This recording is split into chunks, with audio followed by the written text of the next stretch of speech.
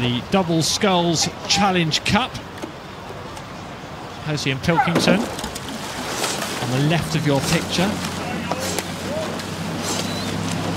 And Anna Watkins was telling me a few minutes ago about how technical this event is, how difficult it is. She was talking it up, but you'd expect her to do nothing else with her background. Yeah, it was her most successful event for sure. It is an interesting boat type because it goes quite quickly, and it's also the boat is quite short, so it is very lively. It does bounce quite a lot when you scull it properly, as compared to some of the other crew boats, which are a bit more horizontal when they move, and they're a bit less tricky to do. But here, this Norwegian crew here being warned. And Tohn, yeah, just drifting out into the middle of the river, and the umpire making sure that Tohn in the stroke seat. And this is really is the battle of the big guys, isn't it? I mean, yeah. The Norwegian crew 90 kilo average, the British crew here 93 kilos.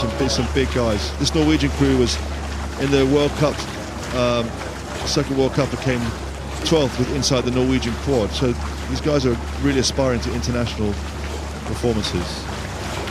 And Hosie and Pilkington, Stuart Hosie and Monty Pilkington, who you can see on the Berkshire side of the river, furthest away from the camera. Two of the University of York men's quad who came 35th at the Falls Head, and we saw Troy and Marshall on the water a moment ago, racing in a single, losing in a single in fact.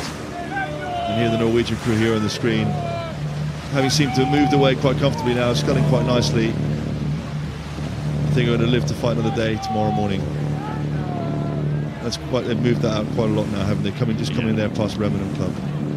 So the Norwegians emphatically leading here. And it's one of those things that both big crews, the crew from York City was able to really generate some power and be competitive at the beginning, but just the experience, the efficiency and the training means that they can't sustain that. And the Norwegian crew use less effort to get the same speed at the beginning, and they're just rowing away there. Really nice sculling there from behind. Just watching that crew. You can see there how the boat bounces a bit, how lively it is. You let it go, it bounces almost twice on the recovery. Yeah, as rowing on Thursday of Henley Royal Regatta goes, they are one of the more experienced boats we're likely to see on the water. In fact, they've both rowed internationally for Norway in the last 12 months. Yes, exactly. And they're part of the quad, and the quad was supposed to race here. So they really are serious about what they're trying to do. These guys will be full-time athletes. So backing it up with a solid performance here. Øyasæther and Tohn.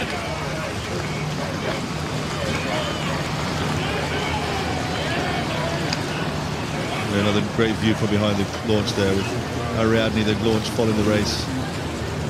So in terms of conditions, as we head towards lunch on the second day, it's just got actually a little bit of shade just momentarily. There's a bit of high cloud, isn't there? It's taken the sting out the sunshine for now, but basically it's a sunny, warm day. There's a little bit of a breeze, just taking the edge off it. But yeah, it is. The breeze is not moving any of the flags yet, but you definitely can feel like it's a bit cooler, and they'll be enjoying the breeze out there instead of the really stifling heat.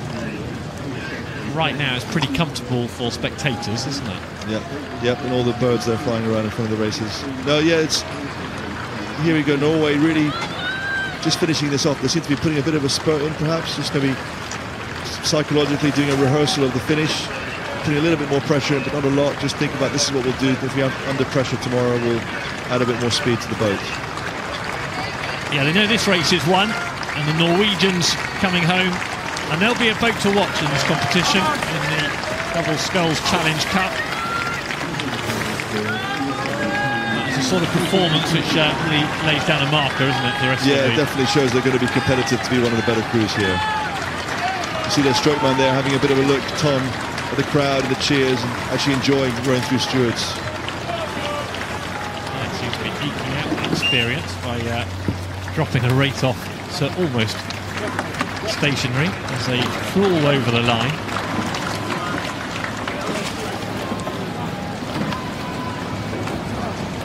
Good performance from the Norwegians. Yeah, that'll be the race they wanted on their first go.